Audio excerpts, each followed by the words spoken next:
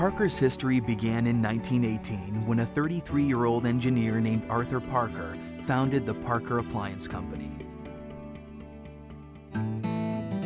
In Cleveland, Ohio, Mr. Parker developed a unique braking system for trucks and buses.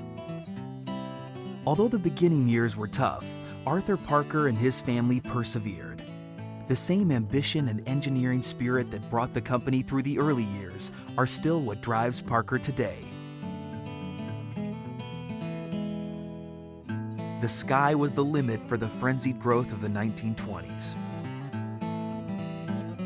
Skyscraper architects and daring aviators of the age were kindred spirits of entrepreneurs like Arthur Parker, who aspired to find new directions and better ways for industry to advance.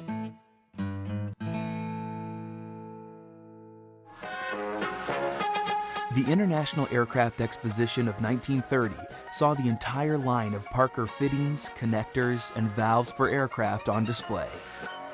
Parker products were reducing the drudgery of labor, as industry worldwide was experiencing a revolution.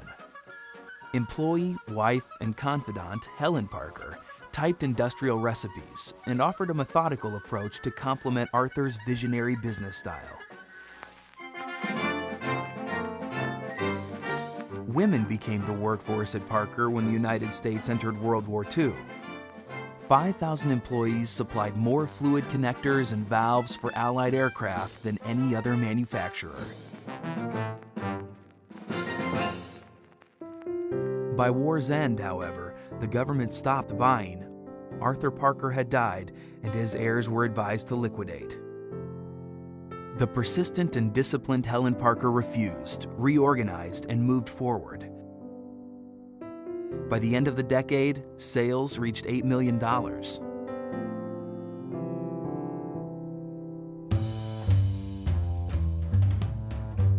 Parker rode the post-war boom of the 50s. Technology was reducing time and distance, and Parker was keeping pace. Boasting 9 divisions in the Midwest and California and applying its new strategy of growth through acquisition, Parker Appliance acquired Hannifin Corporation in 1957. With Hannifin came new cylinder and valve products and a new corporate name.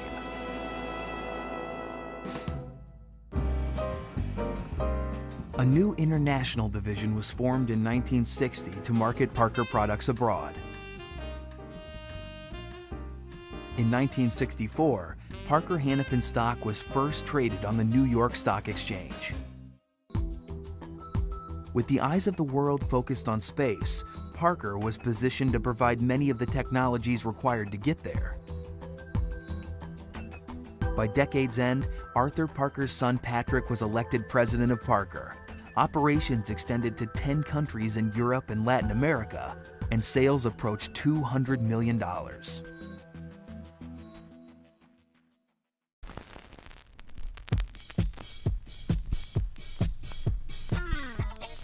In the same decade that saw successful Moon and Mars missions, Parker technologies to farm, mine, and move the Earth, as well as explore the depths of oceans and outer space, proved more than fads by adding value to human endeavors.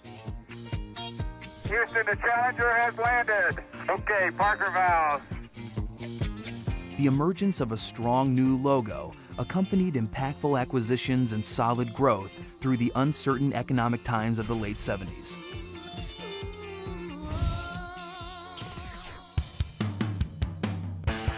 The flags on the cover of the employee magazine Parker World symbolize Parker's commitment to international growth throughout the 1980s. Partnering with locally dedicated and creative entrepreneurs continued to strengthen Parker's worldwide distribution network. 36 acquisitions were made during the 80s, filling critical product gaps and establishing Parker in global filtration markets. Automotive and biomedical markets were steady performers as Parker celebrated 50 years at its Euclid Avenue headquarters.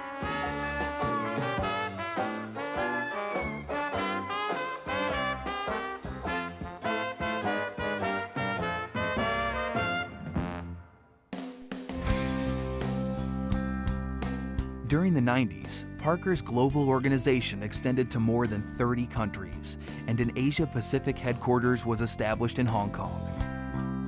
Investments in communications and information technology infrastructures were made, as new headquarters facilities were built in Europe and Cleveland, Ohio.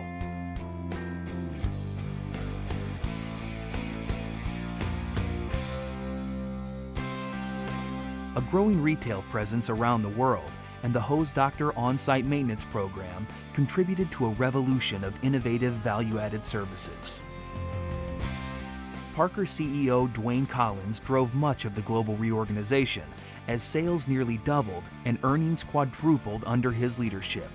And in 1997, the first Parker.com was launched.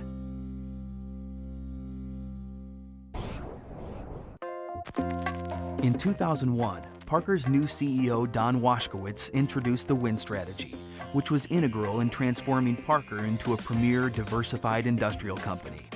Supported by a foundation of empowered employees, the three pillars of the Win Strategy, customer service, financial performance, and profitable growth, became the primary focus of operations around the world.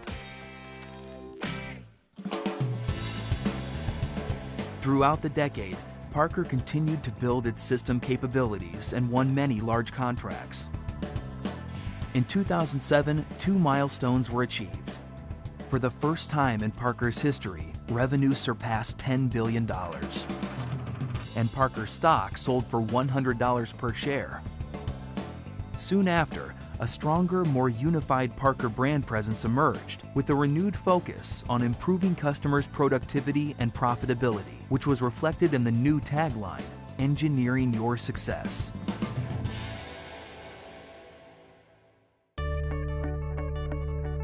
Parker is rooted in a history of fair dealings, both with customers and employees alike. And by remaining committed to this tradition, Parker will continue making meaningful differences in communities all around the world.